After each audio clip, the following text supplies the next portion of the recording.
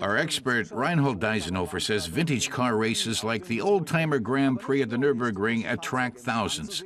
They come not just to look at the old cars, but to experience classic motorsport and watch daredevils in their driving machines. Race cars from various classes can relive their glory days. Formula 3 vehicles dating from 1964 to 1980, as well as touring cars from different series are all on hand.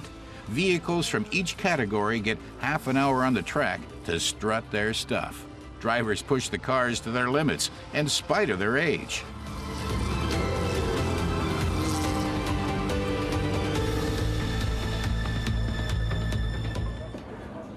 Reinhold says retro is in, not just in music, but for cars too. More and more automakers are recognizing this and focusing on their product's tradition, especially sports car makers like Porsche and Alfa Romeo.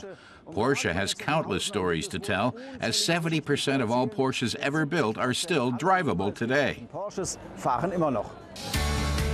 When it comes to classic sports cars, real beauty never fades, and Porsche is keen to help owners keep their older models looking good. Its Porsche Classic department offers original replacement parts for vehicles from years past.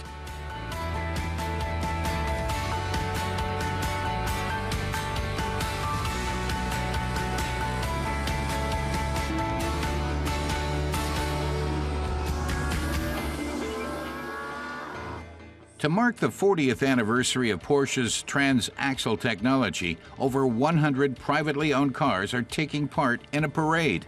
But before the convoy sets off, drivers gather for a photo. Leading the way is this 924 GTP sports car, with legendary race car driver Derek Bell at the wheel. I have a feeling because it's what I raced at Le Mans in 1980, so to sort of get back in the car again after whatever that is, 35 years, is pretty special.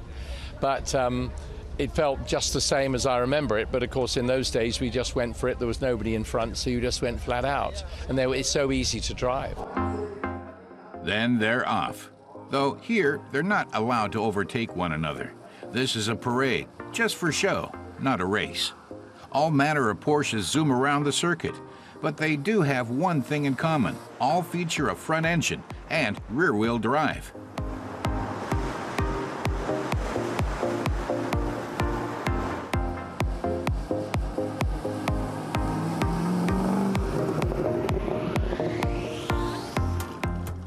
Jaguar has set up what looks like a giant car lot at the Grand Prix.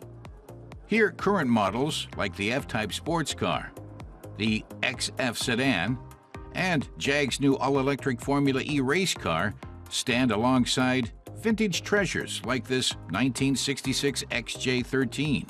Now lovingly restored, this prototype was totaled back in 1971 when a wheel came off during the filming of a promotional video. Norman Dewis was Jaguar's chief car tester for 33 years. He says the car could have had a great career in motorsport. It would have been a good winner for Le Mans. One thing you can't do is test the drivers. You can't do that. But if it had been driven correctly, it would have won, I think, yeah. With its 5-liter 12-cylinder engine and an output of 369 kilowatts, the XJ13 certainly had the prerequisites. But Jaguar abandoned the project in 1967. Instead, the C, D, and E-Type brought the British company acclaim on the racing circuit, and those models got to take to the track once again for the Grand Prix at the Nürburgring. Other manufacturers such as Ferrari, Maserati, and Alfa Romeo are also here, showing off both old and new models.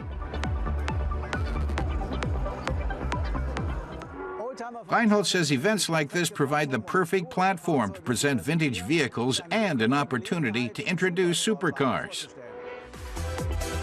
That's what McLaren is doing too, taking the opportunity to show off its latest supercars like this 650S.